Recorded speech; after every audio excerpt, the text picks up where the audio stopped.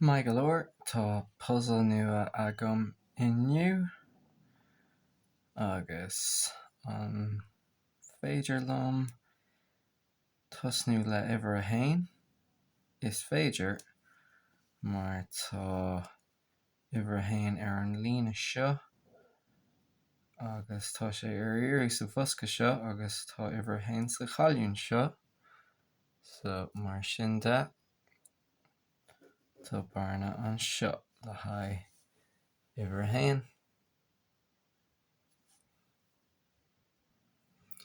Cad faoine boscaí eile feicim an bosca sin sa chúine gan éon uimhir a hain. Tá uimhir a hain ar iarraidh agus fágann sé sin barna le haghaidh uimhir a hain. 1, 2, 3 tá 4 an seo. Tá míid ag iarraidh uimhir 8, tá uimhir 8 an seo agus an seo, so chuirí mé uimhir 8 an seo. Fágann sé uimhir 4 agus uimhir 9, tá uimhir 4 sa líne seo, uimhir 4, uimhir 9. Cad faoin cailliúin sin 1, 2, tá uimhir 3 hús an seo. Bé rogha agam idir an barna seo agus an barna seo le haghaidh uimhir 3. Cad eile tá sa bosca seo, sa barna seo, tá míad ag iarraidh uimhir 3, uimhir 4 agus uimhir 2 le haghaidh an bosca seo agus tá uimhir 3 agus uimhir 4 ar an líne seo cheana, so ciallaíonn sé sin go mbeidh uimhir 2 ag dul an seo. Fágann sé barna le haghaidh uimhir 2 híos an seo. Cad faoin bosca sin sin ceann éasca, tá uimhir 7 hús an seo, so chuirfí mé uimhir 7 an seo. 1, 2, 3 uimhir 4 agus fágann sé sin uimhir 8 le haghaidh an líne seo agus le haghaidh an bosca seo. So cad eile atá ar iarraidh, thosaigh mé le uimhir a hain agus anois tá uimhir a hain agam i ngach bosca. Agus cad atá fágtha an seo, tá míad fós ag iarraidh uimhir 2. So déanfaí mé check 1, 2, 3 4, 5, 6, 7, 8, 9. So tá uimhir a hain agam i ngach bosca. In Irish, as Gaeilge, we don't really have a verb, a verb for just I have, just a possessive verb. So in Irish there are a lot of what we'd call phrasal verbs. So tá X agam is our way of saying I have something. So agam is agam literally means sort of me. There's a similar things happen with for emotions in Irish, where they're part of construction. So where you say the emotion is on me. So tá áthas orm is how I say I am happy. Literally it means happiness is on me. 1, 2, 3 4, 5 tá 6 hús an seo.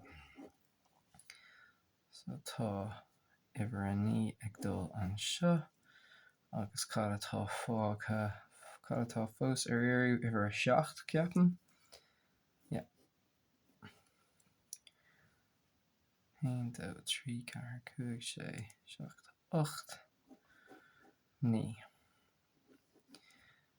So I was saying tá uimhir a hain agam I have a number one in gach buska in every box now.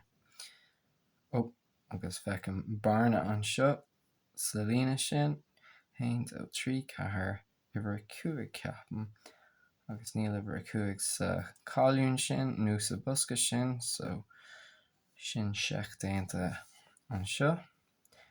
Haint ó trí cahar cuaig sé, tá iwwer sé salína seo agus salína seo. Arís tá mé géirí iwwer seacht agus iwwer a ní, tá iwwer a ní sa bhuska seo, so chuirhí mé iwwer a ní agus chuirhí mé iwwer a seacht. If I was trying to say you have, I'll change the example because the number is a bit strange, but if I was trying to say tá you have a puzzle, or do you have a puzzle? An will puzzle nua a gut? Do you have a new puzzle today? 1, 2, 3. And you could say tá puzzle nua a gum, or níl puzzle nua a gum. If I was saying we have a new puzzle, you would say a going. Tá puzzle nua a going. If you were asking me, do you, plural, do you all have a new puzzle today? An will puzzle nua a gwiv.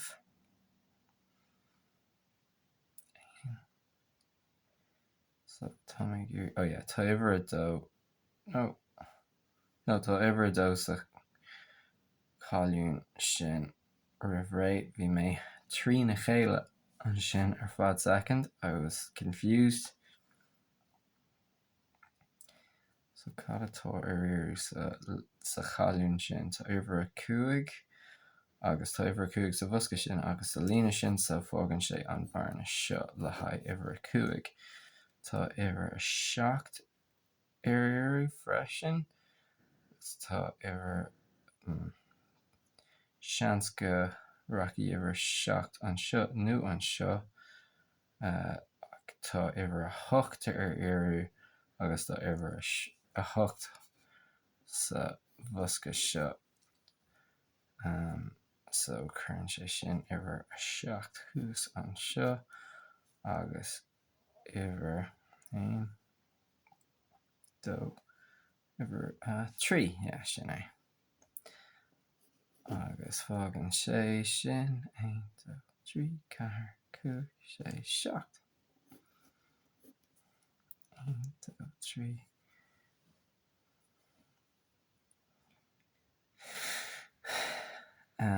If you were referring to a third person, so if you were asking, does he have a new puzzle? An will puzzle nua again. I have to go through the list in my brain of a gum, a gut, a get, a key, a going, a griv, a coo. Tá puzzle nua aige, or aige.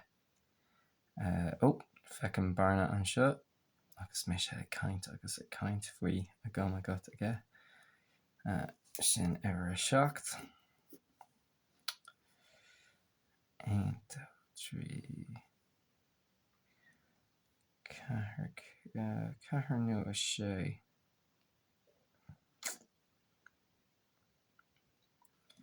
Gus céard eile atá ar sa cháiliúin sin, tá iwwer hocht ar agus tain sé sin an seo agus fágann sé barna an seo 1, 2, 3. Ní raibh iwwer a trí sa bhuska nó sa cháiliúin sin 1, 2, 3, sin iwwer a chathair. Tá barna sin agus an sin úsáidem má lámh mar déanfaí mé dearmid, I'll forget otherwise that gap is there, but ar dús first 1, 2, 3. Agus 1, 2, 3, 4, 5, 6.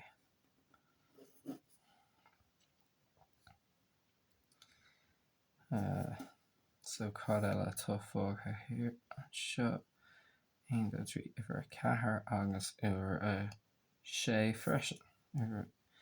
So uair 6 agus uair 6. Yeah, so if you were asking if she has a new puzzle, an will puzzle nua a key. And if it's they, an will puzzle nua a cú. So yeah, it's a construction that comes up quite a lot, as you can imagine, because it's the way we construct a possessive concept. So cad atá agam sa chalún sin, tá uair 1 agam. Tá níl uair 2 agam, agus tá uair 2 anseo sa líne sin. So anis tá uair 2 agam. Céir atá eile atá ar. Oh, yeah, sin uair 9. Tá uair 9 agam. Cad atá ar sa bhosca sin, well, tá gá barnaí 1 2 3 4. Agus uair 5. Tá gach. And that's another just like a kind of a past perfect construction as well. You can have a thing that's that you have, but you can also say that something is done by me. So tá gach barna línta agam. So every gap, every space has been filled by me. So tá gach uair feite agam. I've found feite. I've found every number. So mar sin de, tá an puzzle seo críochnatha agam. Slán go fóill.